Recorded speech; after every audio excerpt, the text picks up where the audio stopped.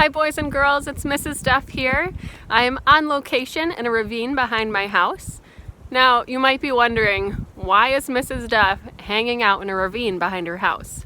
Well, I can explain that.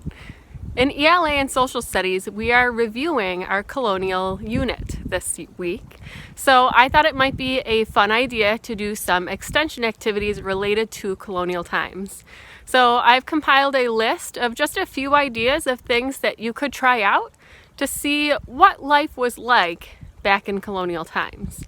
Now this is not an exhaustive list and you don't have to do any of these, but they're just fun things to try. So the reason I came to this ravine was to look for a piece of slate. So we learned that in colonial times, they didn't always have a ton of paper to use, and in school, the boys and girls would often write on a piece of slate to complete their schoolwork.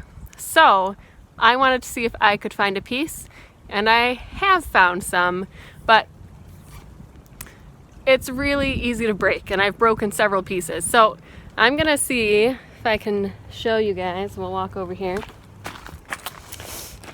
Some slate that I found. Just picking it right out of the water.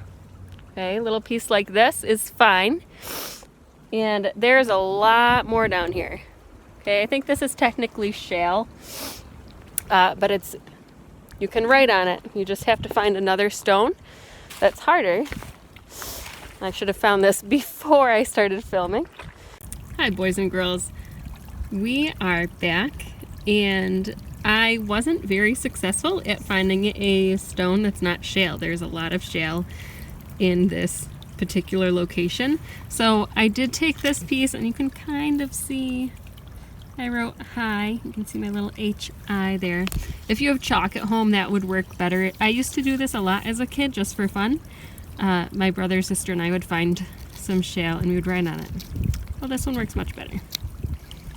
There we go. Hi. And you can just rub it off just like you would on a chalkboard and write something else. Another activity that you could try is weaving a basket. Now, I thought it would be a great idea to go collect some dry materials from outside and weave them together. But when I started doing that, it literally just fell apart in my hands. So if you're able to find some green material that is still has some flexibility, you might have better luck than I did with the dry grass. So I'm going to take this in the house because it's pretty chilly out here today, and I will give it a try just to do some weaving. You could also braid it into a cord.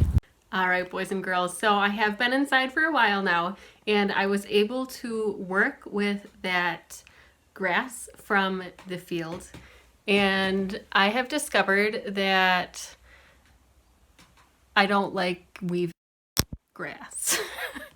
It was pretty difficult, but you might have better luck with it if you enjoy weaving things. I did think it was really neat to just braid 3 strands together. I started with a knot, braided, and a knot again, and this is surprisingly strong. I'm interested to see what's going to happen when it dries out, if it will maintain its strength or just become brittle and break. I don't know, but I'm interested to find out.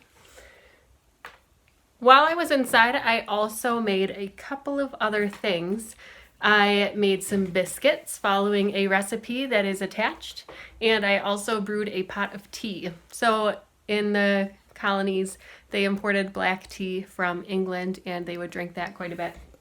And so I just had some Earl Grey tea, decaffeinated. So it might be fun for you to give that a try. You're going to see on Mrs. Lavell's website an attachment with just a list of the activities, the ones that were on the video, and then some extra ones. The one that includes building and using any tools, that would be if someone in your house is doing a project, maybe you could help. They could show you how to use some of those tools. On the second page, you'll find the recipe for the biscuits. They turned out super yummy. I'm actually really pleased with them. Unfortunately, the recipe says it makes 20, and I was able to make 10 decent-sized biscuits. So I might update that. And then there's a really neat activity for making a whirligig, which is just a little toy that spins, and all you need is string, cardboard, cut it in a circle, something to punch a couple holes in there, and you can decorate it however you want. It's really neat to see. But I miss you guys. I hope you are doing well. Stay healthy, wash your hands, and hope to see you soon. Love you guys. Bye-bye.